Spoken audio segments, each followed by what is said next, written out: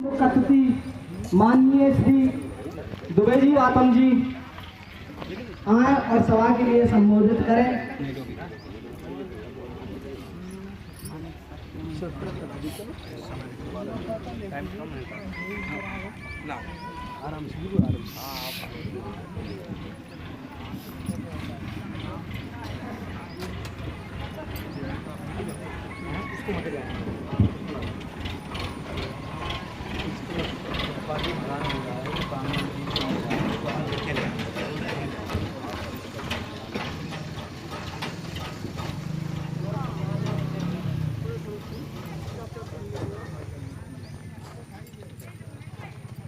बोलो भगवान भोलेनाथ की जय।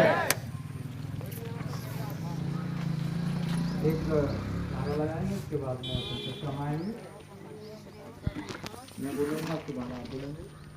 आपके पीछे और इसी प्रांगण का बना हुआ नारा है, पूरे प्रदेश में घूमता है और शेड्यूल में बहुत लोग, वहाँ पर काफ़ी लोग थे, हजारों तालाब में थे। हम शेड्यूल से लौटे अभी। जय शिव शंकर, जय निषाद, माझी एकता जिंदाबाद। जय शिव शंकर, जय निषाद, माझी एकता जिंदाबाद। जय शिव शंकर, जय निषाद, माझी एकता जिंदाबाद। धन्यवाद। हमारे इस जात और जमात के, हमारे वंश के भगवान चक्रवर्ती सम्राट जो रहे थे अपने समय में, गुहराज निषाद के श्री चरणों में वंदन करते हुए आज के इस जिनके हृदय में निरंतर समाज की बात चलती रहती है, हमारे अपने सभी के नेता आदरणीय दादा बालकृष्ण दादाजी ने जो कार्यक्रम रखा, सबसे पूछ लिया था, आप सब की सहमति थी इसमें। तो मैं आज इस कार्यक्रम में आपके सहयोग से निरंतर 2 महीने से लगे हुए थे आप, मैं बड़े आदर सम्मान के साथ में आपका नाम लेना चाहूँगा। वो काफ़ी संघर्ष करते रहते हैं, हर घड़ी हर स्थान पर उपस्थित रहते हैं, बहुत ही प्रेम आदर भाव से। आदरणीय बालकृष्ण दादाजी, हमारे नाम तो काफ़ी नहीं है, लेकिन जिस धर्मशाला बनवाने में बहुत ही अहम भूमिका, जिनका बहुत पसीना लगा था, निष्काम भाव से जिन्होंने इसको इतना बन चुका, इनके कमेटी बनी थी भाई आदरणीय दादा भाई साहब शंकरलाल जी बाथम जी, आदरणीय भाई बाबूलाल केवड़ जी, बहुत अच्छी इन्होंने मेहनत की थी और इसकी वजह से आज अपन इस प्रांगण में बैठे हुए हैं। हमारा एक साथी जिसने इसकी परिकल्पना की थी, मोहन माझी, हमारे बीच में नहीं है। उस दिवंगत आत्मा के लिए हम परमात्मा से दुआ करते हैं, वो जहाँ भी हों बड़े मजबूती से अपनी समाज सेवा करें, वहाँ पर भी परमात्मा के शरण में रहें। तो उनका बहुत योगदान रहा था। आदरणीय ने सभी का नाम तो परिचित नहीं हूँ, पर यहाँ पर आदरणीय कालूराम जी केवड़ साहब मदारी में, हमारे सरपंच मोहारी वाले संतोष कुमार माझी जी और भाई दीपक प्रसाद जी विराजमान है मेरे साथ में और सामने, और भी नाम मैं जिनका नाम सभी का कोई तो मैं बोल देता। आदरणीय भाई पंडित जी बैठे हैं, वो भी हमारे कार्यक्रम में शरीक हैं, हमारी माता बहनें और सभी जितने गांव थोड़े नजरों से पधारे हुए हैं, आप सभी का मैं इस कार्यक्रम में आप सभी का बहुत बहुत हृदय से स्वागत बंदन अभिनंदन करता हूँ।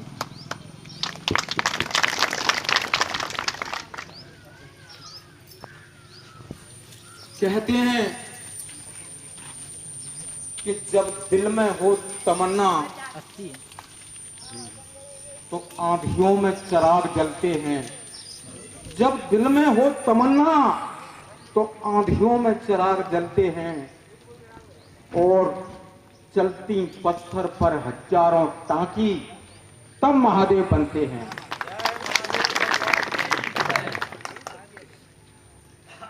मेरे परम सम्मानी साथियों, मैं कोई भाषण देने वाला नहीं हूं। मैंने गरीबी को देखा, सत्य कह रहा हूं हृदय से, और जब गरीबी का आलम हमने ढोआ और गरीबी में उस गांव में रहते थे, तो वहाँ हमारे लोगों के द्वारा किस प्रकार से हमारी समाज का शोषण, हमारे लोगों के माध्यम से समाज का शोषण कराया जाता, बहुत सारी बातें मैंने एक एक बात को देखा। तो मैंने संकल्प लिया, ये मालिक हम इतने बड़े तो नहीं हैं, लेकिन कहीं हमारी जाति जमात का हमको संघर्ष मिला, सपोर्ट मिला, आशीर्वाद मिला, तो हम एक काम अवश्य करेंगे कि इस पूरे प्रदेश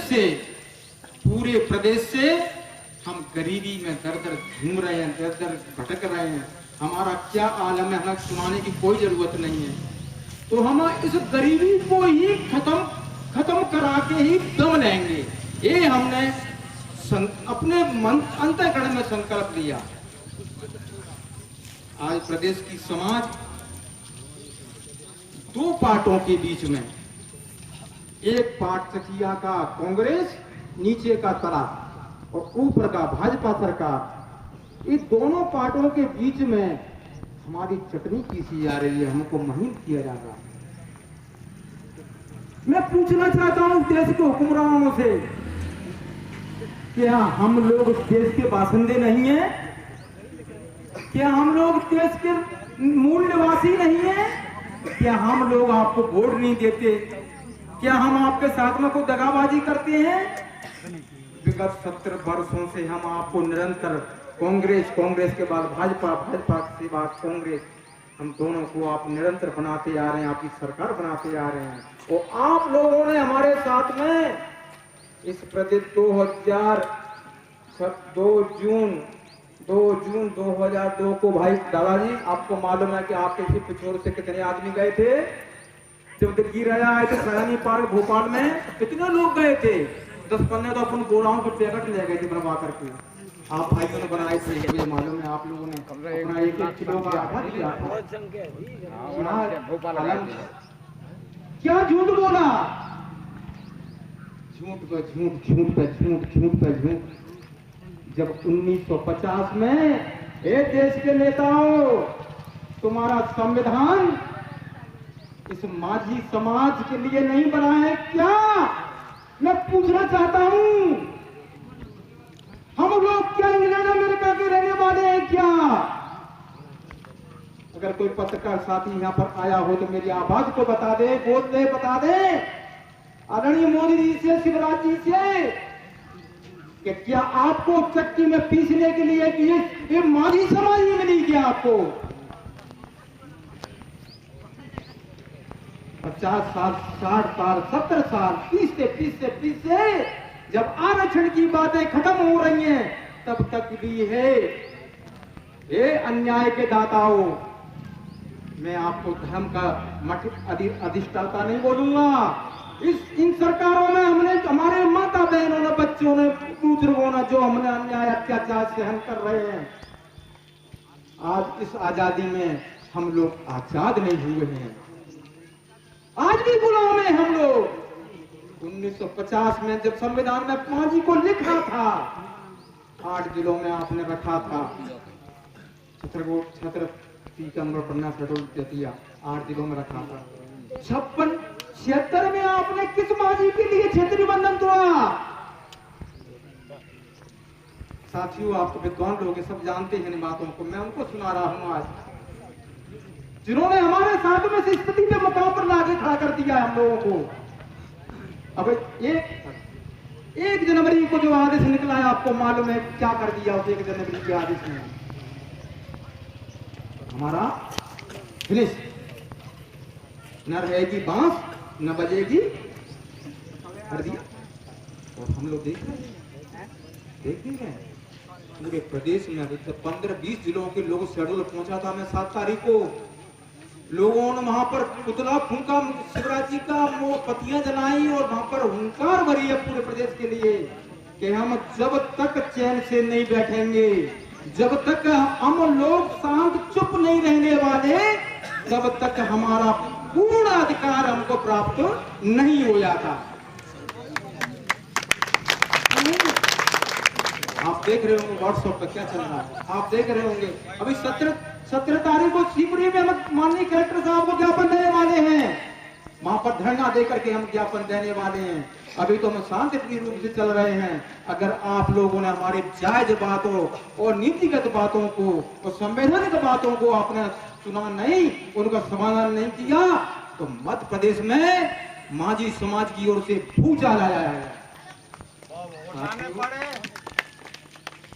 हमारे साथ में तमाशा कर रखा है। हम लोग इस कौम को क्या, इस कौम को इतनी क्या गिरी हुई समझ रखा है, कमजोर समझ रखा है। हम लोग कानून में रहने वाले लोग हैं, संविधान की मर्यादा करते हैं, अपने देश की इज्जत सम्मान करते हैं। हमारे साथ में न्याय करें माननीय शिवराज सिंह जी, आप न्याय करिए हमारे साथ में। आपने क्षेत्रीय बंधन किसके लिए तोड़ा था? तो क्षेत्रीय बंधन तोड़ने के बाद में 1984 में ओबीसी में नाम, इनके पर्यायवाची नाम, हमारे जाटव भाई को देख लो, उसकी 50 उपजातियां लिखी होंगी, गोंड के साथ में 40 जातियां लिखी हैं, सबकी पर्यायवाची। माझी के साथ में कोई पर्यायवाची नहीं। क्यों नहीं लिखी? जानबूझ के नहीं लिखी। जब इन्होंने देखा कि 76 में क्षेत्रीय बंधन टूट गया, तो भील विधाय लोगों के सांसद विधायकों ने कांग्रेस का गर्दनों को पकड़ लिया कि आप क्या करना चाह रहे हैं आप लोग। तो उन्होंने कहा कि चिंता मत करिए, हम आपकी बात को समझ गए और हम इन्हीं को बैग पीछे कर देते हैं, उठा करके उन्होंने ओबीसी में डलवा दिया हमको। तब से हमारी समाज निरंतर, आज 36 साल होने जा रही हैं, निरंतर हमारे समाज के लोग पूरे प्रदेश में, हम लोग कितनी बार दिल्ली, कितनी बार भोपाल, कितनी बार प्रिंसिपल सेक्रेटरियों से, कितनी बार विधायकों से, कितनी बार मंत्रियों से कितना संघर्ष करते आ रहे हैं हम लोग। हम कैसे कहें कि हमारे देश में हम लोग रह रहे हैं? यह न्याय की बात को सुना ही नहीं जा रहा। मैं पूछता हूं, माझी कोई भूत है, कोई प्रेत है, कोई बरगद का पेड़ है कि धर्मशाला बनी हुई है पिछोर में ये है? अरे होगा तो कोई जाति का नाम होगा ना, फिर क्यों किया हमारे साथ में अन्याय? हमारे पर्यायवाचियों क्यों नहीं खोला तो साथ में? साथियों, हमारा समाज इस समय मध्य प्रदेश का पूरा संकट के दौर से गुजर रहा है। तो मैं प्रार्थना करता हूं आपके चरणों में कि ऐसे में हम और आप सब लोग अपनी अस्मिता बचाने के लिए ऐसा न हो कि हम सोते रह जाएं और जो आगे से निकला है हम सोते रह जाएं, तो आगे चल के हमारा भविष्य खत्म हो जाए, अंधकार में पहुंच जाए। इस बात को कभी भूल मत जाना मेरे साथियों। मैं आपसे विनती कर रहा हूं, अभी हमने कोलारस में 6 तारीख को माननीय शिवराज सिंह जी को ज्ञापन दिलवाया, तो उन्होंने पढ़ा ज्ञापन को और पढ़ करके उन्होंने कहा कि हम कुछ करते हैं। उसके बाद में शहडोल से वहां के नेताओं ने, बीजेपी के नेताओं ने वहां सूचना दे दी कि यहाँ आपके खिलाफ में आपकी प्रतियां जलाई जा रही हैं। तो उन्होंने कहा कि माझी समाज से मेरी तरफ से कह देना कि मैं इसका टाइम बढ़ा दूंगा। हमें टाइम की जरूरत नहीं है, हम कोई भीख मंगे नहीं है, भीख नहीं मांग रहे हैं, हम अपना अधिकार मांग रहे हैं। हमें टाइम नहीं चाहिए। आप अपनी कैबिनेट में माननीय शिवराज सिंह जी, आप बड़े अच्छे मृदुल वक्ता हैं, आप अच्छे भले आदमी हैं, इस बात को हम भी आपको धन्यवाद देते हैं। लेकिन अच्छे होने के साथ में इन जो आपके सरकार के नुमाइंदों द्वारा जो कहानियां गढ़ करके और हम एक किसी जात वर्ग को विशेष को लोग डंक मारते हैं, उनको भी मेहरबानी करके देख लिया करो, उसका भी नजर रखो। आपकी कैबिनेट ने यही निर्णय लिया था 2005 तक के संरक्षित किए जाते हैं, यानी संरक्षित किए जाते हैं। हम लोग माझी नहीं है, इसका मतलब यह हुआ हमारे लोग समझदार लोग हैं, हमने इसकी सब कुछ जानकारी ले रखी है कि जी हमको अब यहाँ से हमको कट ऑफ करना चाहते हैं, इस विवाद को यहीं खत्म करना चाहते हैं और हम संरक्षित नहीं रहना चाहते, हम भीख नहीं मांग रहे हैं आपसे। हमारे हक अधिकार आपने अब तक 70 साल में वंचित किए हैं, उसकी क्षतिपूर्ति भी कराई जाए आपकी सरकार के द्वारा। हमारे लोग कहां से कहां पहुंचते हैं आज। कभी कभार आरक्षण दे दिया, कभी टल्ला मार दिया, दे दिया टल्ला मार दिया। यही तो नौबत की हुई है ना आपकी। हेलो हेलो साथियों, अगर मैं बोल लूंगा वैसे, अगर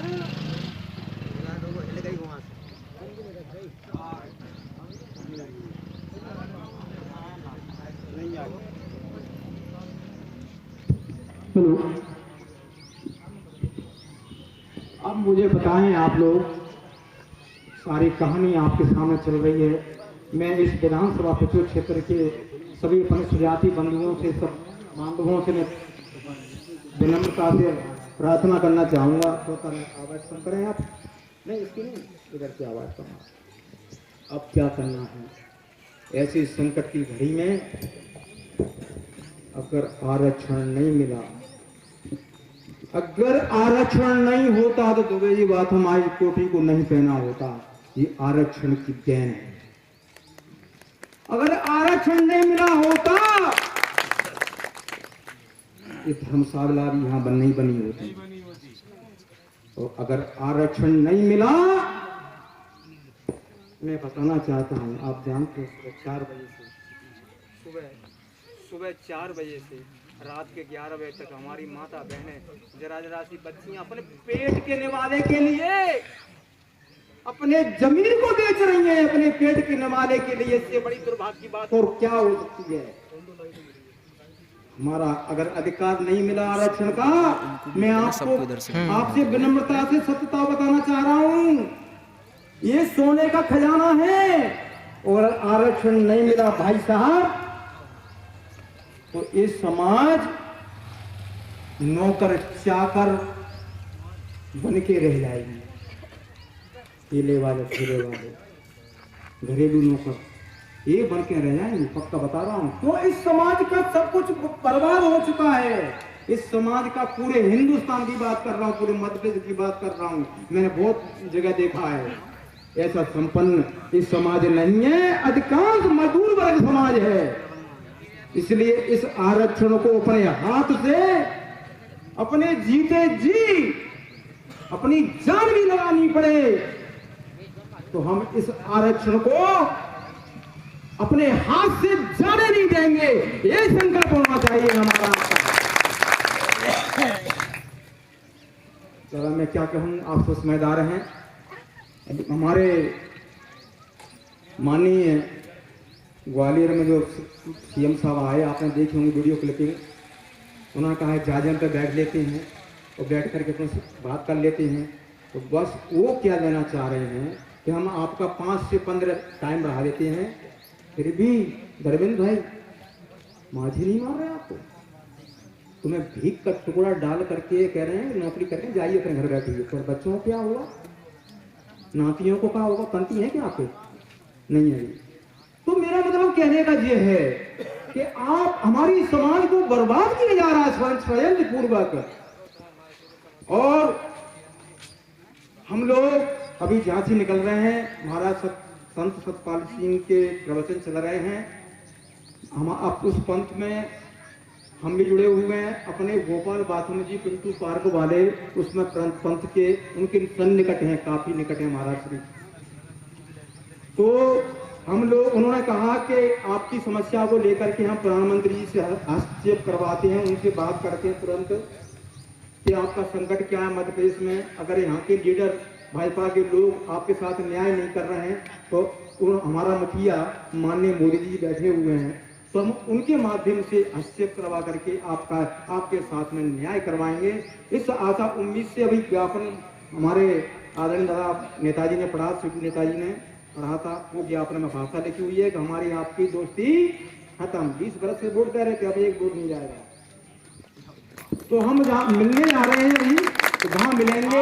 अगर माननीय प्रधानमंत्री जी हमारी समस्या को सुनते हैं, समय देते हैं, तो हम अपनी इन सारे दस्तावेजों को जो लीगल हैं, हमारे घर में हमारे केवट भाई ने, मांझी भाई ने नहीं बनाए हैं, ये तुम्हारे विद्वानों ने, तुम्हारे रिसर्चकर्ता लोगों ने, तुम्हारे अनुसंधान करता वाले अधिकारियों ने ये सारी बातें लिखी हैं, क्या लिखी हैं? तो माझी का पर्यावाची केवट, केवट का ढीमर, ढीमर का बोई, बोई का निसार, निसार का तुरहा, तुरहा का मलहा। ये किसने लिखी है?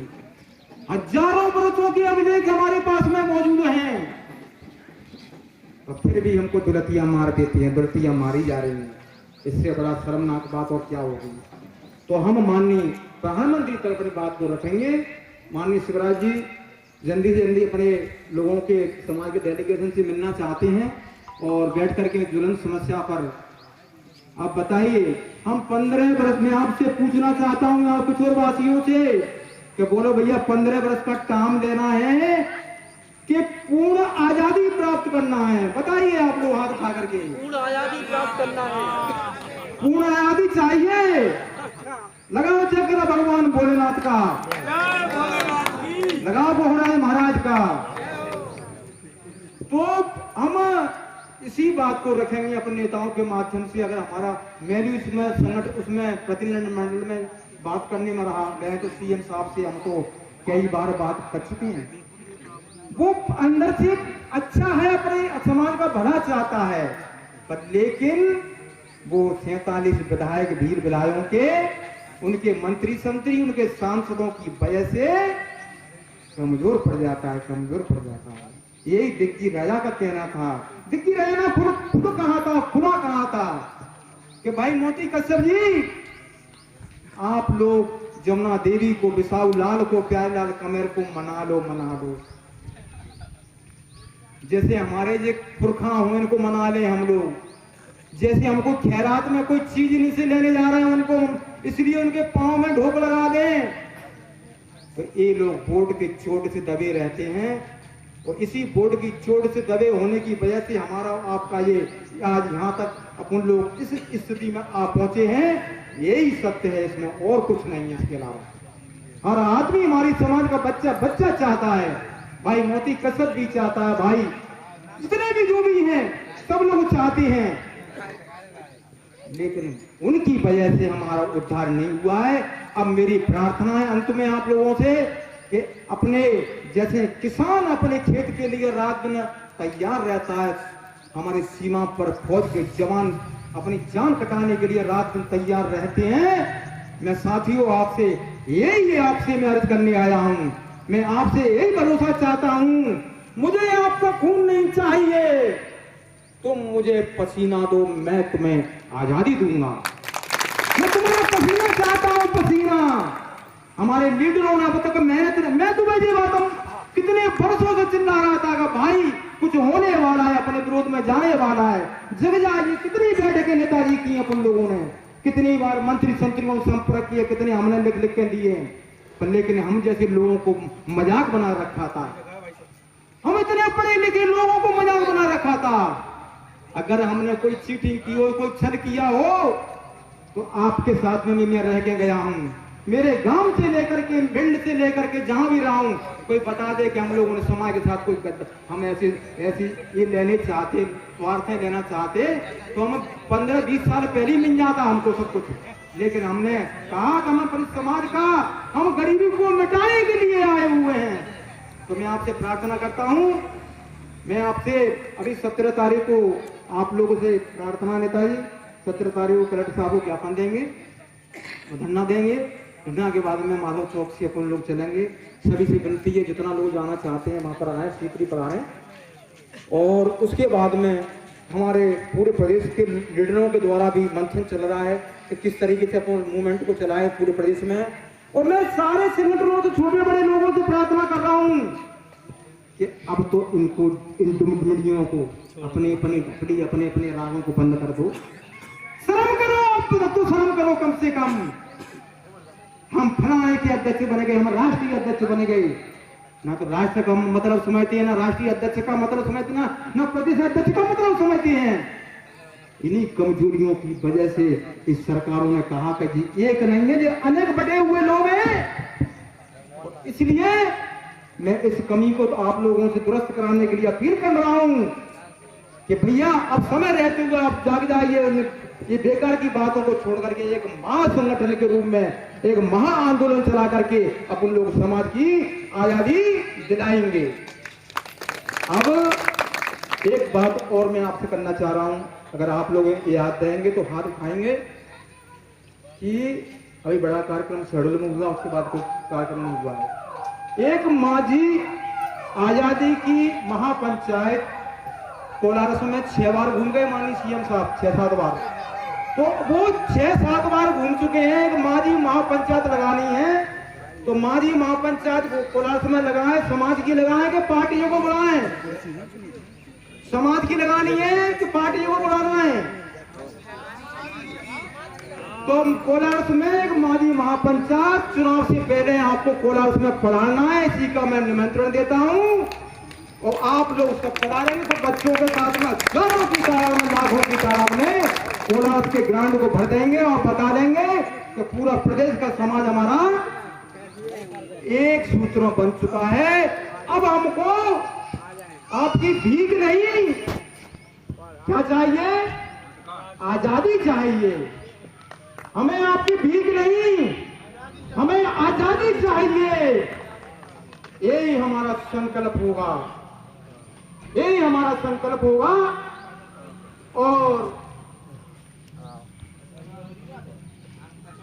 हम लोग अब झांसी के लिए प्रस्थान कर रहे हैं। भाई जयकिशन जी हमारे आ चुके हैं। अब शेष बातों को चर्चा करेंगे।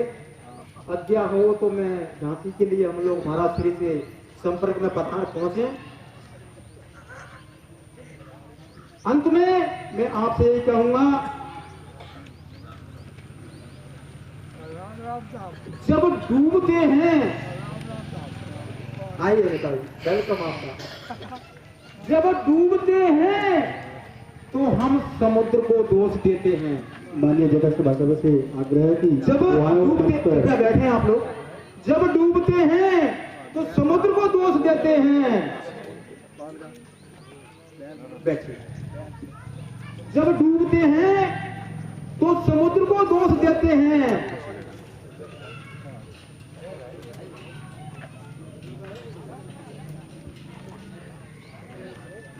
और कुछ नहीं मिला, मंजिल नहीं मिली तो किस्मत को दोष देते हैं। खुद तो कभी संभल कर चले नहीं दोस्तों, खुद तो कभी संभल कर चले नहीं दोस्तों। अब लगी है ठोकर, अब लगी है ठोकर तो पत्थर को दोष देते हैं। अंत में मैं यही कहूंगा कि दीप कुर्बानियां कैसे आती हैं, आजादी कैसे मिलती है, उसके लिए तैयार रहना है आप लोगों को।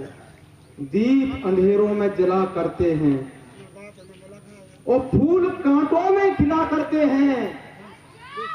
यूं थक कर न बैठे मेरे माझी समाज, यूं थक कर न बैठे मेरे माझी समाज, हक और अधिकार कुर्बानियों से मिला करते हैं। जय हिंद, जय साथ।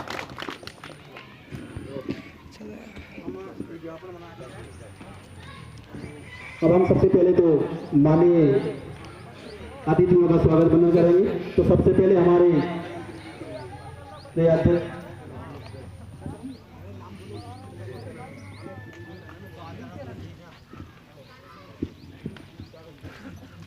हमारे श्री बाबूलाल जी से आग्रह है कि सबसे पहले वो आए, माल्यार्पण श्री दुबे जी बातन जी को माल्यार्पण करें।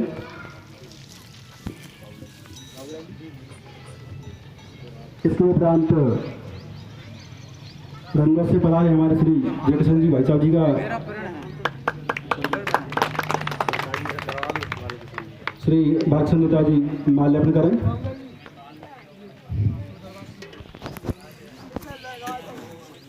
आपको मालूम है नेताजी, एक मिनट, नेताजी माला डाल रहे हैं। दुबे जी बात हमने यहाँ पे छोटी सी संकल्प लिया था कि जब तक माझी समाज को पूर्ण आजादी प्राप्त नहीं हो जाएगी तब तक दुबे जी बात हम आपकी मालाओं को तो स्वीकार करता है, लेकिन माला गले में नहीं डालेगा। ये मेरा संकल्प है। धन्यवाद।